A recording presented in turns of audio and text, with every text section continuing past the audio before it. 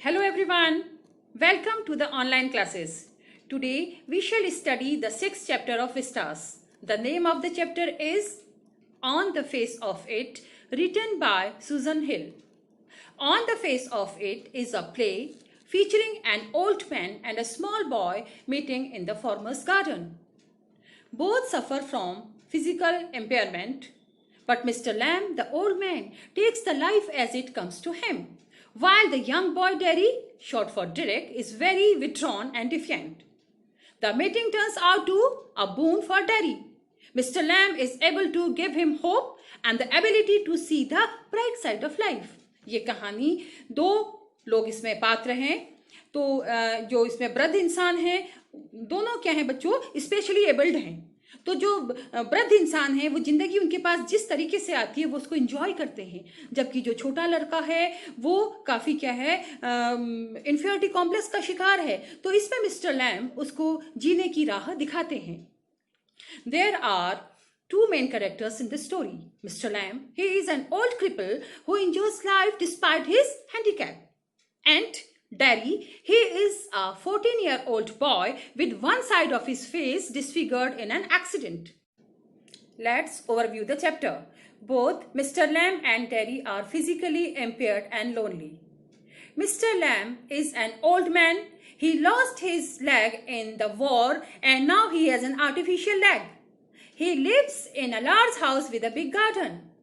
Derry is a 14-year-old boy. Derry has burnt one side of his face with acid. His face has become disfigured and ugly. He avoids people who dislike him because of his scarred face.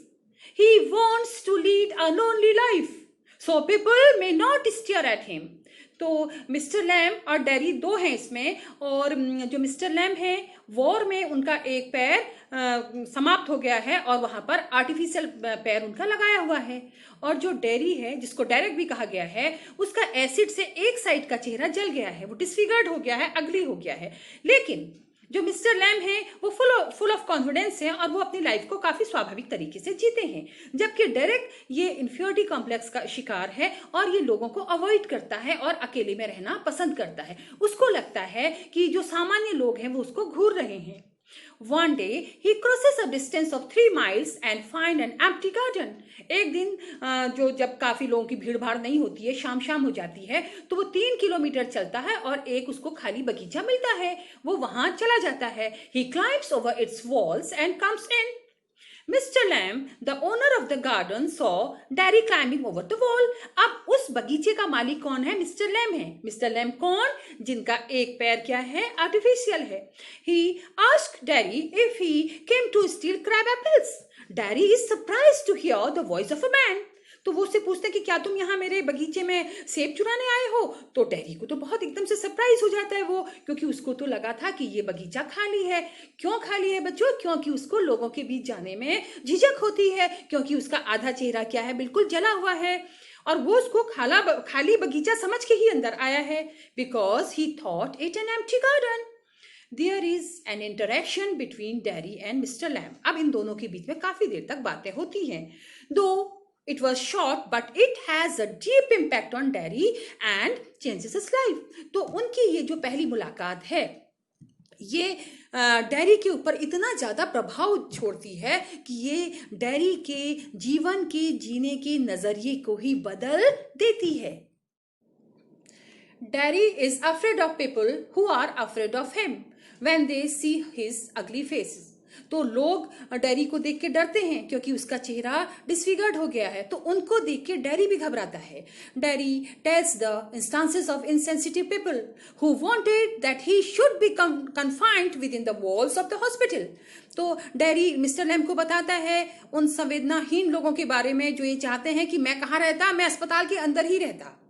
His parents are afraid what would happen to Derry's future after their death. और उसके माता पिता भी घबराते हैं इस चीज को लेके कि हमारी मृत्यु के बाद डेरी का क्या होगा. Mr. Lamb treats Derry with love and kindness. वो बहुत प्यार के साथ, बहुत ही नम्रता के साथ उसके साथ व्यवहार करते हैं. कौन? मिस्टर लैम्ब डेरी के साथ.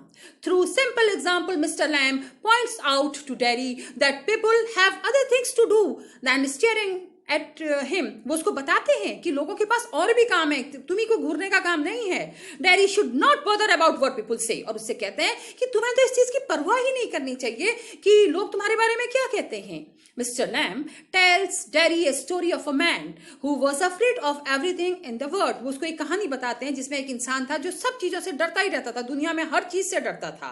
Thus, Mr. Lamb teaches Derry that one cannot go throughout the life being scared. तो इस तरीके से Mr. Lamb Derry को ये समझाते हैं कि कोई इंसान अपनी सारी जिंदगी भयभीत होकर नहीं बिता सकता है. Mr. Lamb says that Derry has got 2 arms, 2 legs, eyes and ears. He has got a tongue and a brain. वो कहते तुम्हारे पास 2 हाथ हैं, पैर है, दिमाग है, जुबान है, आंखें हैं, कान है. He can get on the way he wants, like all of the rest. जैसे और लोगों को सब चीज मिलती है, तुम्हें भी मिल सकती है. And if he chooses and sets his mind to it, he can get on better than all the rest. और उससे ये भी कहते हैं कि अगर तुम चाहो तो तुम और लोगों से भी ज्यादा बेहतर कर सकते हो, क्योंकि तुम्हारे पास सब कुछ है, तो तुम इतना ज्यादा बॉदर क्यों कर रहे हो. Derry should not bother about what people say. उससे कहते हैं कि तुम बिल्कुल परवाह मत कर, लोग तेरे बारे में क्या कहते हैं. Mr. Lamb explains that his own disability is no bar to his daily routine. He has a hive of bees. He listens to their song and gets honey from the hive. He plucks crab apples himself and makes jelly. तो Mr Lam उसको बताते हैं dairy को कि मेरी खुद जो ये डिसएबिलिटी है वो मेरे एक सामान्य जीवन जीने में कोई भी मेरे को रुकावट पैदा नहीं करती है. It is a good evening. He will pluck apples. Mr. Lamb asked Derry if he could give him a hand. वो कहता है कि आज बहुत अच्छी सी शाम है और मैं अपने ये सेब तोड़ूंगा, क्या तुम भी मेरी मदद करोगे.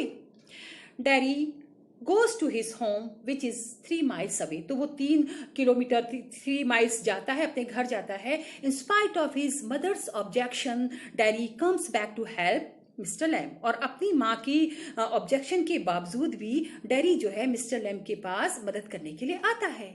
But to his utter dismay he finds mister Lamb fallen on the ground with the letter. लेकिन उसको बहुत ज़्यादा निराशा होती है जब वो 3 किलोमीटर वापस आता है मिस्टर लैम्ब की मदद करने. तो मिस्टर लैम्ब सीढ़ियों समेत नीचे गिरे हुए हैं और मरे हुए हैं. Thus mister Lamb dies and Derry weeps over his death. तो इस प्रकार मिस्टर लैम्ब मर जाते हैं और डेरी रोता है. The tragic end leaves Derry in a hope that he would live normally in his future life.